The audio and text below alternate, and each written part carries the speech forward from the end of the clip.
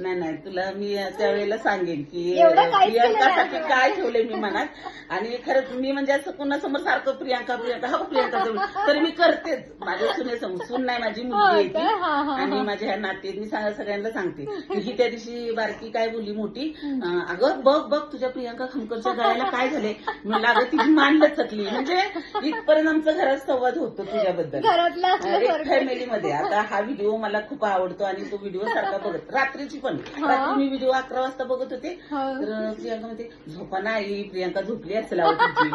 म्हणजे इतक्यापर्यंत मनात माझ्या बसलीच. पण आज बोलण्याचा योग आला आणि हा योग चालता बोलता. पण ह्याच्यापेक्षा प्रियांकासाठी काय माझ्या मनात आहे, हे एक दिवस मी चांदर मधल्या लोकांना दाखवून देणार आहे. त्यावेळेला मराठी शाळेतल्या मॅडम वगैरे सगळ्या असतील आणि त्यांच्या समोर मी प्रियांकानं शाळेसाठी व्हिडिओ केले, हायस्कूल शाळेमध्ये जाऊन केले, किंवा ती डोंगरपूस मधलं सगळं दाखवते, तिच्या घराच्या अवतीभोवतीची फुलांची झाडं दाखवते, किंवा जानुबाई मंदिर, सालपाय मंदिर, किंवा बेंद्राचा कार्यक्रम तिने दाखवला. हे सगळ्या कार्यक्रमाची सगळे व्हिडिओ बघितलेले. माझ्या मनात जी स्तुती आहे आणि ही मुलगी काय करू शकते हे एक दिवस मी चांदकरांना दाखवून तिचा मी शाल देऊन सत्कार करणार आहे.